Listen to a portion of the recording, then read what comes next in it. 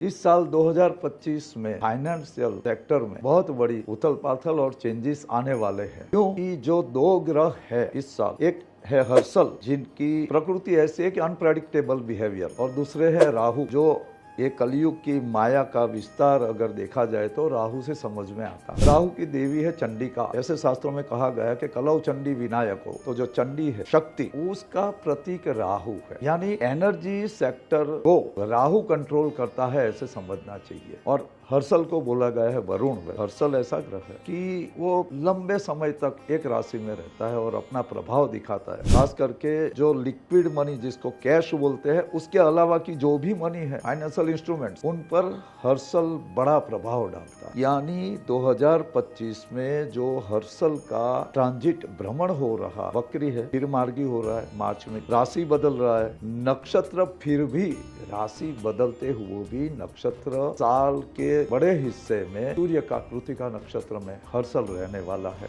राहु मई में राशि बदलने वाला है, मीन राशि में है। शनि के नक्षत्र से राहु गुरु के नक्षत्र में जाएगा। ये जो स्थिति है, शनि, गुरु और सूर्य तीनों के नक्षत्र में हर्षल और राहु का जो भ्रमण हो रहा है, वो शेयर मार्केट, वर्चुअल करेंसी का मार्केट, फिर सिक्योरिटी जो डेट होते हैं, इक्विटी फंड्स होते हैं, म्यूचुअल फंड्स होते हैं, इंश्योरेंस के रिलेटेड जो बातें होती है, वो सब पर बड़ा प्रभाव डालने वाला है। अब समझिए, हर्षल का जो प्रभाव है वो एकदम से ऑल ऑफ ए सडन, जैसे भूचाल आता है वैसे होता है, एकदम से मार्केट को ऐसे उठा लेगा, और जब वो रिवर्स आता है तो एकदम से धड़ाम से गिरा देता है। यह हर्षल की प्रकृति है। और जब हर्षल एंगुलर मतलब एक स्थिति में सूर्य से, गुरु से, शनि से, राहु से आएगा, तब डिग्रिकल जो एंगुलर जो उनका कॉम्बिनेशन होता है, वो फाइनेंशियल मार्केट में बड़ी उथल पाथल लाएगा। ऐसे समझिए कि मार्च तक का जो हर्षल का भ्रमण है और राहु का, वो दोनों स्टेट रिलेटेड डिसीजन की वजह से या तो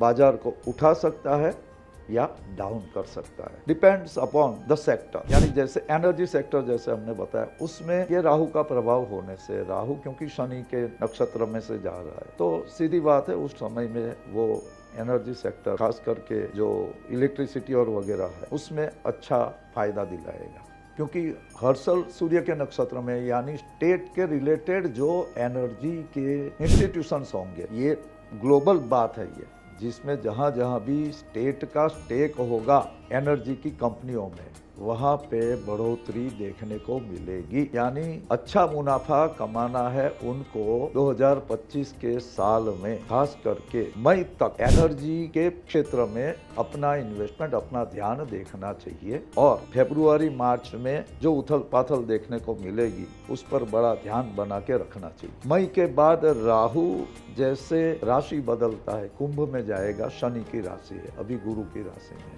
तो शनि की राशि में जाते हुए भी वो गुरु के नक्षत्र में जाने वाला है। का मतलब ये हुआ कि ये समय में नॉलेज रिलेटेड जो भी एजुकेशन, नॉलेज, ट्रेनिंग और AI रिलेटेड जो कंपनियां होगी, उसमें बड़ी उथल पाथल यानी बढ़ोतरी देखने को मिलेगी। नए स्टार्टअप जो आएंगे उनको बड़ा फायदा होने वाला है। यानी 2025 के सेकंड हाफ में देखा जाए तो फाइनेंशियल मार्केट में जो नए खिलाड़ी आएंगे वो बड़ा अच्छा काम करेंगे। पुराने जो खिलाड़ी है उनको कुछ न कुछ सुधार लाना पड़ेगा अपनी कार्य प्रणाली में, अपनी जो लीडरशिप है, अपने जो बड़े बड़े जो उसके CEO या मैनेजिंग डायरेक्टर या चेयरमैन वगैरह में बदलाव लाने पड़ेंगे या तो आएंगे, क्योंकि राहु और हर्षल सडन चेंज दिखाते हैं। कई राज्यों के, कई स्टेट के, कई नेशन के बड़े जो लीडर है, उसमें भी बदलाव आने की संभावना ये राहु और हर्षल ये दोनों दिखा रहे हैं। तो फाइनेंशियल मार्केट में जो भी चीजें ट्रिगर होनी है या तो डाउनफॉल सडन, वो ये राहु और हर्षल की ट्रांजिट की वजह से देखे जाएंगे। और 2025 का साल इस हिसाब से फाइनेंशियल मार्केट में बड़ा यादगार रहने वाला है। बहुत बड़ी उथल पाथल और चेंजेस आने वाले हैं। हमारे वीडियो को लाइक कीजिए, शेयर कीजिए और हमारी चैनल को सब्सक्राइब कीजिए।